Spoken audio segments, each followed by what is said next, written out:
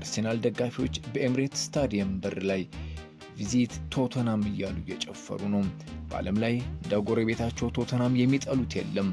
የሚጠሉትን ክለብ እንጎብኝ፣ ቪዚት ቶተናም እጅግ ስላቅ ነው። ጉዳዩ ብዙ ነው። የሚመዘዘው ግን ሩዋንዳ ከእንግሊዝ የሚባረሩ ስደተኞችን ለመቀበል ዝግጁ ነኝ ካለችበት ቀን ጀምሮ የሰብአዊ መብት ተሟጋቾች ጥርስ ውስጥ ከገባችበት ቀን ይጀምራል። የአርሴናል የክንድ ላይ ስፖንሰር ቪዚት ሩዋንዳን መጥላታቸውን ለመግለጽ ቪዚት ቶተናም አሉ።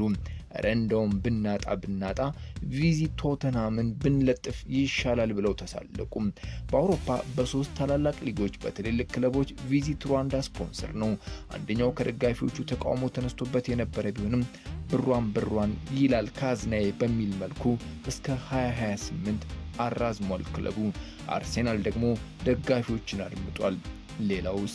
ሰላም የሀፍታይም ስፖርት ተከታታዮች፣ የዛሬው ትኩረታችን አርሴናል ሊለየው ስለወሰነው ረብጣ ሚሊዮን ዶላሮችን ስለሚከፍለው የሩዋንዳ መንግስትና ስለመለያየታቸው ውሳኔ ነው። ቪዚት ሩዋንዳ ከአርሴናል ባለሀብት ኩሬንኬ ጋር ግን ይቀጥላል። በቀጣዩ ዘገባችን ምላሽ ታገኙበታላችሁ። ስዩም ፍቃዱ መልካም ቆይታ እንመኛለሁ። ሰብስክራይብ፣ ላይክ እና እንደዚሁም ለወዳጆቻችሁ ሼር በማድረግ ቤተሰብ እንድትሆኑ በአክብሮት ጋብዛለሁ። ወደ ጉዳያችን ልዝለቅ። በ2018 መንግስታዊ የሩዋንዳ የልማት ቦርድ አርሴናሎች ጋር ቀርብ ብሎ በተወካዩ በኩል አብሮ መስራትን እንደሚፈልግ አስተዋወቀ። ዋነኛ ግቡ ሩዋንዳን ከተቀረው ዓለም ጋር በስፖርቱ ቁንጮ በሆነው እግር ኳስ ማስተዋወቅ መሆኑንና ምርጫቸውም አርሴናል መሆኑን ተናገሩ። የሩዋንዳው ፕሬዝዳንት ፖል ካጋሜም ቅልጥ ያሉ የአርሴናል ደጋፊ እንደሆኑ ይነገርላቸዋል። አርሴናልም ለመጀመሪያ ጊዜ በግራ ክርኑ ላይ ስፖንሰር ለጠፈ። እሱም ቪዚት ሩዋንዳ ሆነም። በዓመት 10 ሚሊዮን ፓውንድ ለአርሴናል ሲከፈለው ቆይቷል። ይሁንና ከሰሞኑ አርሴናል ውሉ በዘንድሮ ውድድር ዓመት እንደሚጠናቀቅና የውል እድሳት እንደማይኖር አረጋገጠ። በዚህ ውሳኔ ላይ እንዲደርስ ያደረጉት ምክንያቶች አሉት። ቪዚት ሩዋንዳ አርሴናልን ስፖንሰር ካደረገ በኋላ በሌሎች ታላላቅ ሊጎች የሚገኙ ክለቦችንም ማድረጉን ቀጠለ። የፈረንሳዩን ፒኤስጂ አንዱ ሲሆን በ2019 ጀምሮ ስፖንሰር መሆን ጀምሯል። በተለይ ዘንድሮ ውሉን ከማደሱ በፊት ኃይለኛ ተቃውሞ በደጋፊዎቹ ቀረበበት። በፒኤስጂ 75000 የሚጠጋ የተቃውሞ ፊርማም አሰባስበው ውሉ እንዳይታደስ ጠየቁ። ያቀረቡት ምክንያት ሩዋንዳ በዲሞክራቲክ ኮንጎ የእርስ በርስ ጦርነት እጇን አስገብታ በርካታ የሰብአዊ መብት ጥሰቶች እንዲፈጠር ምክንያት ሆናለች ነው። የዲሞክራቲክ ኮንጎ ተቋሚ ሆኖ ነፍጥ ያነሳው M23 ቡድን ሩዋንዳ ደግፈዋለች ነው። በተለይ በየካቲት 2017 ጥር ወር ላይ በእኛው አቆጣጠር ወይም ከ10 ወር በፊት ትልቋን ምስራቃዊ የኮንጎ ከተማ ጎማን አማጺ ቡድኑ ሲቆጣጠር 700 ንጹሃን ሕይወታቸው አጥተዋል። በቀጣይ የካቲት ወር ላይ የዲሞክራቲክ ኮንጎ ውጭ ጉዳይ ሚኒስትር ቴሬሳ ዋግነር ለ3 ክለቦች ለፒኤስጂ፣ ለባየር ሙኒክና አርሴናል አንድ ደብዳቤ ጻፉ። በደም የተጨማለቀ ሀገርን ማስተዋወቅ እንዲያቆሙ የሚጠይቅ ነበርም። ከዚህ ቀደም ብሎ በጥር ላይ የተወሰኑ የፒኤስጂ ደጋፊዎች ከቪዚት ሩዋንዳ ጋር ያለው ስፖንሰርሺፕ እንዳይታደስ ፊርማ ማሰባሰብ ጀምረው ቁጥሩም 75000 ደርሶ ነበር። ነገር ግን ፒኤስጂ ይህ ሁሉ መረጃ ቀርቦለት መግለጫ ወጣ።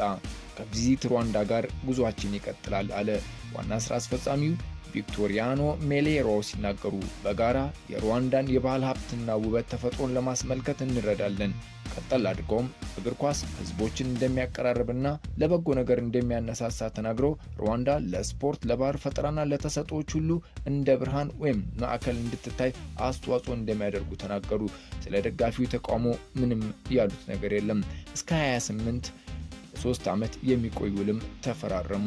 በዓለም የክለቦች ዋንጫ ዘንድሮ በተከናወነው አሜሪካ ላይ ማለት ነው በግራ ክንዳቸው ላይ ልክ አርሴናሎች ለብሰው እንደሚገቡት ፒኤስጂዎች አድርገው እንዲገቡ የስምምነቱ አካል ነበር። ይህም ክለቡ አደረገው። ቪዚት ሩዋንዳ በግራ ክርናቸው ላይ ለጥፈው ገቡ በዓለም የክለቦች ዋንጫ። ሌላ ጊዜ ደግሞ በመለማመጃ ልብሱ ላይ በወንድም በሴትም ማለት ነው እንደሚለብስ የስምምነቱ ፊርማ ያሳያል።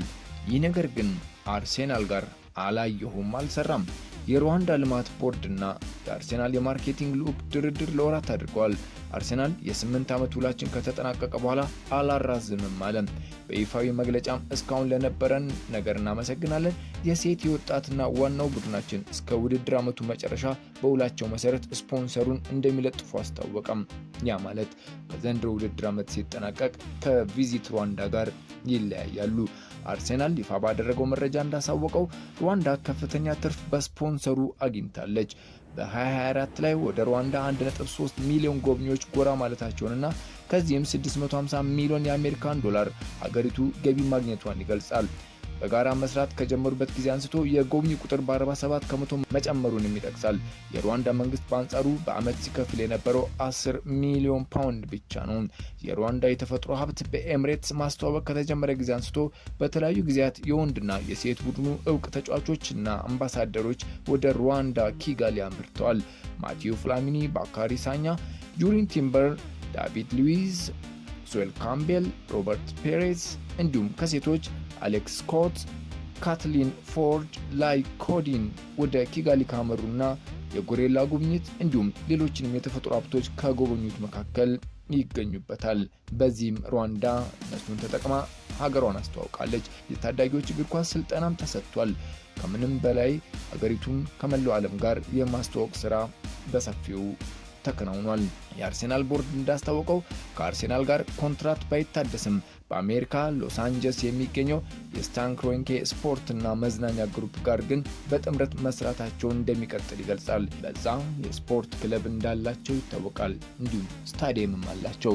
አርሰናል ኮንትራት ማራዘም ያልፈለገበትን ምክንያት ይፋ ባያደርግም ዋነኛው ምክንያት ሩዋንዳ ከኤም23 ቡድን ጋር ያላትን ግንኙነትና የሉዓላዊ ሀገርን ድንበር አልፋ ወታደሮችን ማሰማራቷ፣ ሩዋንዳ ግን ወታደር ኮንጎን ተሻግሬ ያሰማራሁት ደህንነቴን ለመጠበቅ ነው ስትል መናገሯ ይታወቃል። እንደዚሁም 700 ንጹሃን ባለፈው ጥር ወር ላይ ህይወታቸው ማለፉና የተለያዩ ነገሮች በዋናነት ይነሳሉ። በ2022 የእንግሊዝ መንግስት በስደተኝነት ያልተቀበላቸው ተጠራሽ ስደተኞች ለመቀበል ዝግጁ ነኝ ማለቷም በበርካታ የሰብአዊ መብት ተሟጋቾች ጥርስ ውስጥ አስገብቷት ነበር። የእንግሊዝ ጠቅላይ ፍርድ ቤትም የመንግስትን እቅድ ውድቅ ማድረጉ የሚታወስ ነው።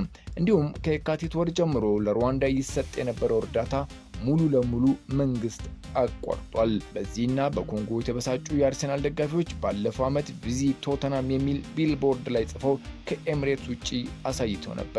በምስራቃዊ ኮንጎ ላይ ሰዎችን እየገደለ የሚገኘው ሚሊሻ የሩዋንዳ መንግስት ይደግፋል። ከቪዚት ሩዋንዳ ስምምነት ይልቅ ማንኛውም ነገር የተሻለ እንደሆነ እናስባለን፣ ቶተናም እንኳን ሳይቀር ብሏል። ስፖንሰሩ ይፋታን ነው ጉዳዩ። እነሆ የአርሰናል ደጋፊዎች ድምጻቸው የተደመጠ ይመስላል። አትሌቲኮ ማድሪድ አፍሪካዊ በሆነ ተቋም የመጀመሪያ ስፖንሰሩን ያገኘው በዘንድሮ ዓመት ነው። ቪዚት ሩዋንዳን በ2025-26 በሴትና የወንድ ቡድኑ የጀርባ ማሊያ ስፖንሰር ሲሆን የጨዋታ ቀንና የልምምድ ቀን ላይ መለማመጃው ላይ ከፊት ቪዚት ሩዋንዳን ያደርጋል። እስከ 28 ድረስ ቆይታ ሲኖረው በዓመት 10 ሚሊዮን ፓውንድ የሩዋንዳ ልማት ቦርድ ይከፍላል። በስፔኑ ክለብ ምንም የቀረበ ተቃውሞ እስካሁን የለም። የጀርመኑ ኃያል ባየር ሙኒክ ከ2023 ጀምሮ ቪዚት ሩዋንዳ ስፖንሰር ሆኖ የነበረ ቢሆንም ባለፈው ዓመት ላይ የተባበሩት መንግስታት ድርጅት 700 ሰዎች ገደማ በጎማ ከተማ መገደላቸውና ሩዋንዳ እጇ እንዳለበት ሲገልጽ ደጋፊዎች ስፖንሰሩ ከክለባቸው ጋር እንዲለያይ ጠየቁ። በክለቡ ስታዲየም ቦርድ ላይ ማስተዋወቅና በወጣት ቡድኑ ላይ ማስተዋወቅ ዋነኛ ስምምነታቸው ነበር። ከዚህ በኋላ ውላቸው እስኪጠናቀቅ ድረስ ቪዚት ሩዋንዳን ከማስተዋወቅ ይልቅ በኪጋሊ ሙኒክ ወጣት ማዕከል ከፍቶ ወጣቶችን ማብቃት በሚል በጋራ ስምምነት ለወጡት። በሙኒክ ስታዲየም የሩዋንዳ ስም መታየት አቁሟል። ቪዚት ሩዋንዳ በአርሰናል የመጨረሻው ዓመት ዋንጫ የሚያነሳና የሚሰናበት ይመስላል።